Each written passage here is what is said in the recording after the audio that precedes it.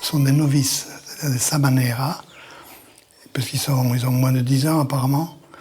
Et donc on ne peut être moine, bhikkhu, au sens plein, qu'à partir de 20 ans accomplis. Il y a 2 cérémonies en fait, il y a 2 étapes. Il y a celle que vous avez là, qui est en thaï, s'appelle Pabaja. C'est-à-dire c'est la sortie de la maison. On pourrait dire la sortie du monde en quelque sorte, mais il y en a qui n'aiment pas ça, puisque le moine ne sort pas du monde. Mais il sort de la maison, c'est-à-dire il sort de la vie laïque en fait, il sort de la vie laïque. Le Bouddha, quand il sort du palais, c'est un peu ça. C'est pas formalisé à l'époque, mais c'est l'équivalent de la Pabaja. On sort de la maison. Et là, lui, il sortait du palais, mais enfin, c'est pareil. Et l'étape où l'étape qui pour moi serait la vraie ordination, qui n'est pas pour moi une ordination, c'est la 2e étape, c'est l'étape où il est accepté dans la communauté. Mais normalement, à un moment, on voit les postulants à l'état de bhikkhu, qui sont en dehors du bâtiment qu'on appelle aujourd'hui l'Ubosot, qui est le bâtiment où ils vont être admis dans la communauté, mais ils sont à la porte, et à un moment, on leur dit d'entrer. C'est parce que dans les textes, les premiers moines qui ont été acceptés, c'est parce que le Bouddha leur a dit « viens, ehi bhikkhu », c'est-à-dire « viens bhikkhu ». C'est-à-dire « viens », c'est-à-dire « entre dans la communauté ».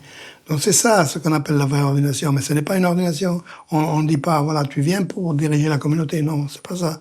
On dit « viens pour t'exercer » en imitant ceux qui sont déjà bhikkhus, et tu verras comment on fait pour être bhikkhu. C'est ça. Donc, l'ordination, ce n'est pas l'entrée dans la communauté qu'on appelle ordination, c'est juste une entrée dans la communauté. C'est la 2e étape. C'est la 2e étape. La première étant de sortir de la société. Sortir de la famille ou de la maison. On sort de la maison, mais pour nous, d'une manière un peu abstraite, on dit sortir du monde. Mais alors, quel est ce statut où on est sorti du monde et pas encore entré dans la communauté? Mais c'est le statut de samanera. Et après, on devient bhikkhu. Donc, souvent, quand les gens disent ce sont des moines, non, ce ne sont pas des moines. D'ailleurs, le mot moine, c'est pas vraiment. Le mot moine est chrétien, encore une fois, monacos. Ce sont des bhikkhus, des mendiants. Ceux qui se rapprochent le plus des moines bouddhistes, ce seraient les moines qu'on appelle mendiants, c'est-à-dire il y en a 2 grands ordres, les dominicains et les franciscains. D'accord. Et donc, ils ne sont pas encore dans une communauté, mais ils sont déjà sortis du monde. Ils ont des règles différentes des moines entrés dans la communauté. Oui, en principe, ils ont 10 règles seulement. Les 5 commandements de base, et puis quelques autres, comme ne pas dormir sur un lit, etc. Ne pas mettre de bijoux, de parfums. D'accord. Et donc, c'est une première étape moins exigeante. Voilà, c'est une étape d'entraînement à la discipline élémentaire. Alors, on voit dans la vidéo, les grands-parents accompagnent les enfants lors de cette cérémonie. Il y a un sens par rapport au mérite acquis pour la famille. Est-ce que c'est... Oui, mais on peut dire ça. C'est-à-dire que la croyance, c'est que quand on devient novice ou bhikkhu, on gagne des mérites non seulement pour soi, mais pour la famille. Donc évidemment, les parents ou les grands-parents ont un intérêt particulier à ce que leur fils devienne moine ou novice. D'accord. Très bien. On voulait ajouter quelque chose ou... On peut toujours ajouter, mais enfin...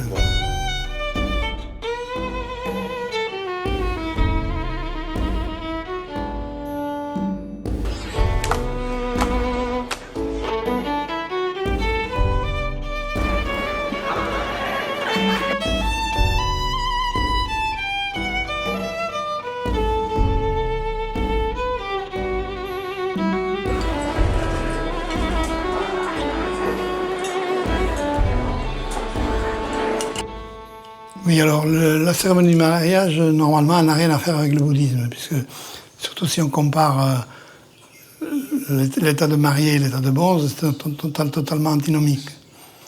Mais évidemment, la société est telle qu'il copie ce qui se passe en Occident.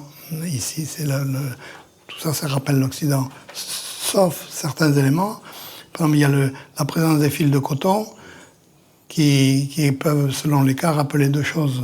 D'abord, les croyances pré-bouddhiques, selon lesquelles l'être humain est composé de plusieurs principes vitaux, qu'ils appellent des kwan. Ils les comparent à des éléments qui sont dans le corps, et pour que le corps aille bien, il faut qu'elles soient toutes là. Il y en a 32 normalement. 32 principes vitaux qu'on appelle kwan, ou souvent on appelle nous âmes. Mais bon, ce ne sont pas des âmes, ce sont des principes vitaux qui ont chacun une fonction pour le corps, pour la vie. Et donc, le problème, c'est que ces principes vitaux, il faut qu'ils restent dans le corps. S'ils s'en vont, par exemple, quand on rêve, si vous rêvez, quand on rêve, ça voudrait dire que vous avez une kwan ou un kwan qui se fait la malle et qui va voyager. Il va voir votre ex, il va voir vos parents, il va voir votre ancienne maison, tout ça. Et donc, bon, ça c'est un peu risqué, mais il faut qu'il revienne. S'il ne revient pas à temps, avant que vous ne vous réveilliez, vous allez être malade, vous allez avoir un problème. Donc, le rituel dans lequel vous voyez les gens attacher des fils de coton autour du poignet, c'est pour maintenir les âmes, enfin les kwan, dans le corps, de façon à ce que tout aille bien pour vous.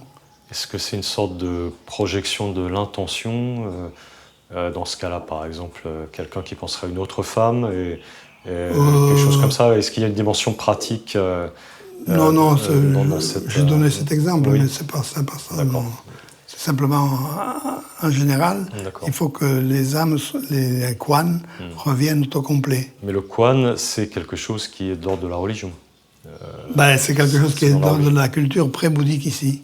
C'est pré-bouddhique. C'est pré-bouddhique total, ça n'a rien à voir avec le bouddhisme. D'accord. Mais le bouddhisme a été assez astucieux pour accepter tout ce qui n'était pas, tout ce qui pouvait être réinterprété d'une manière bouddhique. D'accord. Et là, alors les cérémonies que vous connaissez sans doute, auxquelles vous avez assisté dans le Nord-Est, c'est le bassi. Le bassi, c'est ça, c'est une cérémonie du rappel des âmes, de la fixation des âmes. Ça n'a rien de bouddhique, même si on le fait pour des mariages, pour d'autres cérémonies dites bouddhiques, mais normalement, ça n'a rien de bouddhique. La religion, alors particulièrement en Isan, elle est plutôt animiste que strictement bouddhiste. Mais c'est nous qui disons animiste, parce que nous avons besoin de catégoriser de manière simple. Il faut bien pouvoir en parler, donc il faut bien pouvoir en parler, un oui. mot dessus. Oui. Qui dit animiste dit que voilà, on suppose que tous les vivants ont une âme, dont anima, âme. Et donc c'est différent du bouddhisme, mais certains moines ou certains bouddhistes vous disent non, c'est pas différent du bouddhisme, c'est simplement une manière différente de regarder, d'interpréter ce qui se passe. Donc pour eux, c'est comme quand on dit il y a des temples, il y a des dieux hindous dans les temples bouddhiques, et donc c'est différent. Mais non, parce que les dieux hindous, le bouddhisme les a recyclés dans sa cosmologie. Ils font partie du cinéma des existences. Donc pour eux, ils sont bouddhistes. Ils sont bouddhistes dans le sens qu'ils appartiennent à la cosmologie, ou à la cosmologie acceptée par les bouddhistes. Il n'y a pas d'antinomie.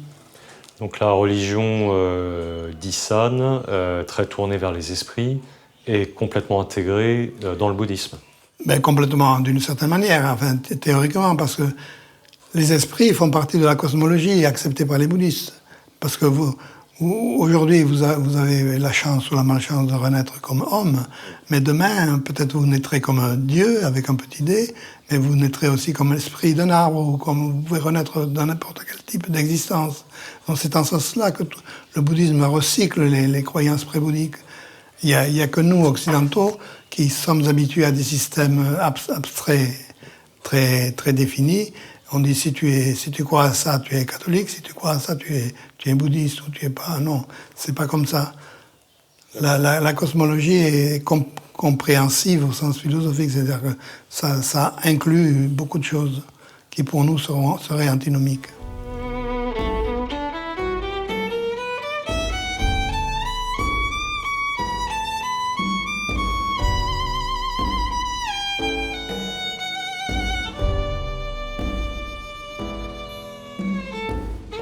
c'est un hôtel dédié au dieu Brahma, puisque c'est un dieu qui a 4 têtes, vous savez, 4 visages. Et donc, c'est le dieu Brahma. Dans l'hindouisme, c'est celui qu'on considère comme le créateur du monde. Mais il y a plusieurs créations du monde, mais chaque fois, c'est le dieu Brahma qui préside à la création. Pourquoi il y a un dieu Brahma à cet endroit? C'est parce que quand on construisait l'hôtel qui à l'époque s'appelait, je crois, l'hôtel Erawan, il y a eu, comme chaque fois qu'on construit un bâtiment de travaux publics ou un pont, un hôtel ou quelque chose, il y a souvent des accidents de travail et des morts.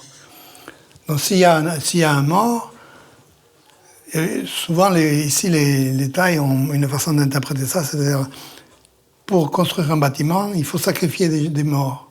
Et donc c'est normal qu'il y ait des morts. On ne pense pas, comme nous penserions nous, qu'il faut changer les lois de sécurité des travailleurs.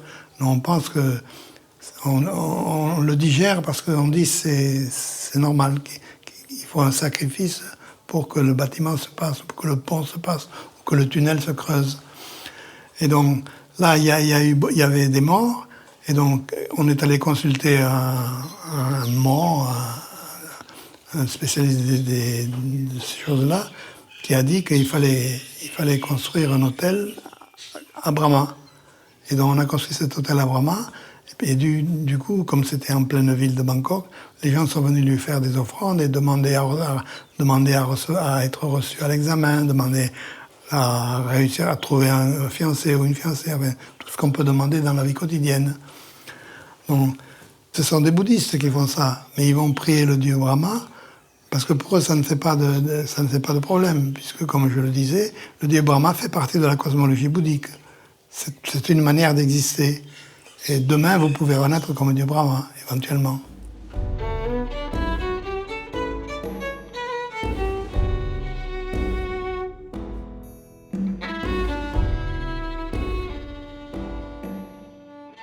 C'est la quête matinale, donc c'est la base, en fait, de la vie quotidienne des bouddhistes, des bhikkhus. Alors c'est intéressant de voir que cette quête matinale, c'est là où on touche le paradoxe qu'incarne en quelque sorte, que manifeste l'état de bhikkhu. C'est que souvent quand on parle des bhikkhus, on dit que ce sont des gens qui sont détachés du monde. Mais cette quête matinale prouve qu'ils ont un lien avec le monde. Et ce lien est plus ou moins organisé. En fait, au départ, c'était pas organisé, c'était des mendiants, des vrais mendiants. Comme il y en a toujours en Inde, des sadhus, par exemple. Mais en fait, pour que ce mouvement soit un peu... qu'il puisse survivre, il vaut mieux que ce soit organisé, c'est ce que j'appelle la mendicité organisée. Or, actuellement en Thaïlande, la mendicité est organisée, c'est-à-dire dans les villages, dans les quartiers de ville, les moines ont des circuits. Le mardi, ils font tel circuit, le mercredi, ils font tel circuit, etc. Et quand il y a personne qui donne, il faut qu'ils organisent une cuisine. Donc, la bouffe, si on peut dire, c'est ça qui lie les moines au monde. Ils ne peuvent pas s'en détacher. Ils sont quand même obligés de manger. Et alors, plus vous organisez cette mendicité, plus vous êtes relié au monde. Oui. Donc, c'est dans ce sens-là que c'est significatif, la mendicité matinale. D'accord. Mais vous y voyez une contradiction ou pour eux, ce n'est pas une contradiction, puisqu'ils mendient. Mais dans la mesure où c'est tellement organisé, c'est plus de la mendicité, c'est de l'organisation. Et vous pensez que dans la cohérence du système bouddhiste, je sens que vous n'avez pas aimé mes termes, mais j'essaie de m'exprimer quand même, dans la cohérence du système bouddhiste, il vaudrait mieux que ce ne soit pas organisé? Ce serait plus pur si ce n'était pas organisé? À l'origine, c'était pas organisé. Au tout départ, c'était pas organisé. Mais en fait, on ne veut pas y échapper. Les Dominicains n'y ont pas échappé, les Franciscains n'y ont pas échappé. tous les anciens moines occidentaux qui vivaient dans le désert, ils n'y ont pas échappé. Dans la mesure où vous voulez assurer une pérennité de quelque chose, vous êtes obligé de l'institutionnaliser. Si vous ne l'institutionnalisez pas d'une manière ou d'une autre, et l'institution, c'est la société. Oui. C'est le retour à la société. Voilà. Alors, dans toutes les religions, vous avez ces réactions contre l'institutionnalisation. Vous l'avez dans le christianisme, dans l'islam, dans le bouddhisme. C'est un phénomène que les purs et durs ne veulent pas reconnaître, mais ils ne peuvent pas y échapper.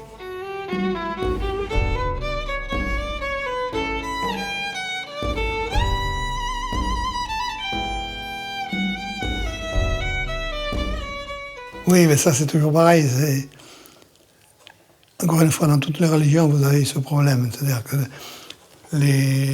au départ, ce sont des sociétés, c'est des mouvements qui avaient affaire à des illettrés souvent, qui étaient pauvres, il n'y avait pas de voiture, il n'y avait pas d'avion, il n'y avait pas de banque, il n'y avait pas de... Donc, l'origine est très, très humble, très simple. Et puis au fur et à mesure que le monde se développe, il y a des moyens qui sont là à leur disposition et qui sont d'une certaine manière matériellement contraires à l'état précédent. Donc comment vous faites, comment vous gérez? Donc c'est un problème qui n'existe pas seulement pour les bouddhistes, mais pour tous les religieux du monde. Et donc là, c'est paradoxal que ce moine qui est censé, pour nous, avoir quitté le monde, comme on dit souvent, mais en fait, le téléphone, il n'y a jamais eu de moyen d'être lié au monde que le téléphone, que les téléphones d'aujourd'hui. Donc c'est une contradiction. Alors il le solutionne de différentes manières. Il y en a qui le solutionnent pas, qui le solutionnent par l'acceptation.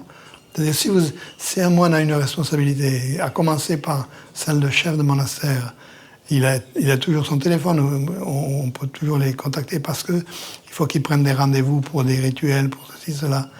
Alors si vous lui demandez de ne pas avoir de téléphone, mais il va demander à quelqu'un à côté, à un novice ou à un laïc, c'est-à-dire... Il a besoin d'un serviteur à ce moment-là. Il y a un serviteur, donc c'est pas une façon de régler les choses. Est-ce qu'il y a des règles qui vont, dans certains monastères, dans certaines communautés, qui vont à l'encontre de la possession des outils de la modernité? Oui, les moines de forêt, par exemple, je pense qu'ils n'ont pas de téléphone portable dans la forêt, sauf les supérieurs. Même eux doivent avoir un téléphone portable. Et s'ils ne l'ont pas eux, il y a un laïc à côté qui l'a. Donc c'est un peu... C'est un peu jouer avec les règles. D'accord. Donc il n'y a rien de choquant finalement dans cette image. Si vous prenez en compte le fait que la société moderne implique des liens avec le monde qui n'existaient pas avant, comment vous faites? C'est pas le Bouddha, il n'y a rien que le Bouddha a dit qui va vous dire comment faire avec le téléphone portable. Est-ce que dans la vie monacale, il y a une notion de difficulté, de dureté, d'amertume de la vie qui doit être prise en compte à l'intérieur? Oui, il y a des critères, critères. Parce qu'ils savent bien que le Bouddha n'a pas pu régir tout. Mais il y a des principes qui sont utilisés pour l'interprétation de la vie contemporaine. Mais ça, il y a des débats entre eux. Ils n'ont pas tous le même avis. Même s'ils ne sont pas protestants, ils ont des avis différents. Est-ce que les outils de la modernité ne rendent pas la vie trop confortable par rapport à ce qu'elle devrait être pour répondre à l'esprit monacal? Par exemple, il y a un Belge qui a fait une thèse sur les ermites en Thaïlande, les bonzes qui sont ermites. Et il dit qu'il y a des ermites qui ont quitté le monde, entre guillemets, donc qui n'ont pas de contact avec le monde, pas trop. Mais par téléphone, ils donnent des conseils à des dévotes la nuit. Donc évidemment, c'est bizarre quand même.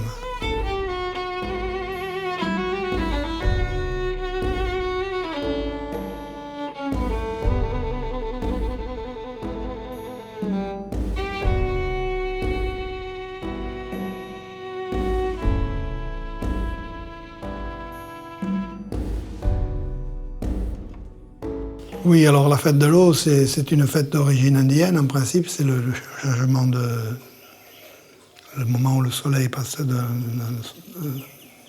on appelle ça? Le Nouvel An. Oui, c'est le Nouvel An qui est actuellement fixé au mois d'avril en Thaïlande, du 13 au 15 avril, parce que ça a été normalisé par les gouvernements. Mais en fait, ça a évolué dans le temps. Et puis, comme le calcul astrologique a changé, on ne sait plus où on en est, mais officiellement, en Thaïlande, c'est du 13 au 15, parce qu'il faut que ce soit pareil dans tout le pays, sinon c'est le désordre. Il y a plusieurs interprétations en fait, locales en Asie du Sud-Est. À Chiang Mai, par exemple, depuis quelques années, c'est le tourisme qui a pris tout en main. Et donc, le tourisme un peu étranger, entre guillemets, c'est-à-dire le tourisme qui n'est plus thaï, qui n'est plus même du Nord. Avant, on s'arrosait, mais de manière discrète, de manière polie, etc. Et depuis il y a quelques années, ce sont les étrangers qui ont tout transformé, enfin les touristes étrangers qui ont tout transformé. Donc on ne peut pas prendre même ce qu'on en voit là comme base. Il y avait une rationalisation que Charles Archambault a étudiée pour le Laos, à Luang Prabang. C'est que lui, il a dit que le Nouvel An, c'était un peu la mort d'un âge et la naissance d'un autre âge. Donc la fin du monde, un jour intermédiaire, où il n'y a pas encore le nouveau monde, et puis un troisième jour où il y a la naissance du nouveau monde. Alors il y a toute une rationalisation à partir de là. Par exemple, le fait que les gens s'arrosent comme ça, s'arrachent la chemise, comme l'on prend, etc., c'était le jour intermédiaire où il n'y avait pas d'ordre. Le monde n'était pas ordonné. C'était les femmes qui avaient le pouvoir.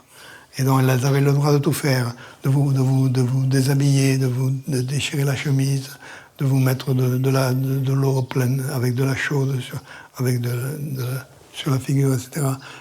C'est parce que c'était le bordel, c'était les femmes qui avaient le pouvoir. C'est un peu l'équivalent du carnaval occidental. Voilà, un peu. Et bon, alors, ça c'est une rationalisation qui est assez simple à comprendre. La fin du monde, le jour intermédiaire et le début d'un nouvel âge.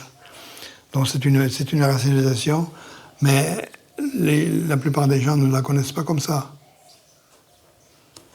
Donc je ne me suis pas particulièrement intéressé au Nouvel An, sauf comme j'ai fait un travail sur les stupas de sable. Et les stupas de sable sont souvent construits au troisième jour. À Chiang Mai, c'est le troisième jour, ou le deuxième jour plutôt, le deuxième jour ou le troisième jour. On va au monastère, on fait un stupa de sable. Et donc les moines récents, depuis le 19e siècle, ont fait une rationalisation où on apporte du sable au monastère, mais c'était sans doute pas ça à l'origine. C'est-à-dire chacun construit son petit monde miniature, c'est ça, pour la nouvelle année? On peut le voir comme ça, mais oui. Mais il y a des textes qui expliquent les raisons pour lesquelles les gens construisent un stupa de sable. Dans une vie intérieure, le Bouddha était pauvre et il voyait que les gens qui étaient riches offraient des stupas en dur, etc. Et lui, il ne pouvait pas. Et alors, comme il ne pouvait ramasser que du sable pour faire en forme de stupa, il a offert un stupa de sable. Et le texte explique que c'est grâce à l'édification de ce stupa de sable qu'il est rené au paradis et qu'il a eu ceci et cela, dont on retrouve le karma.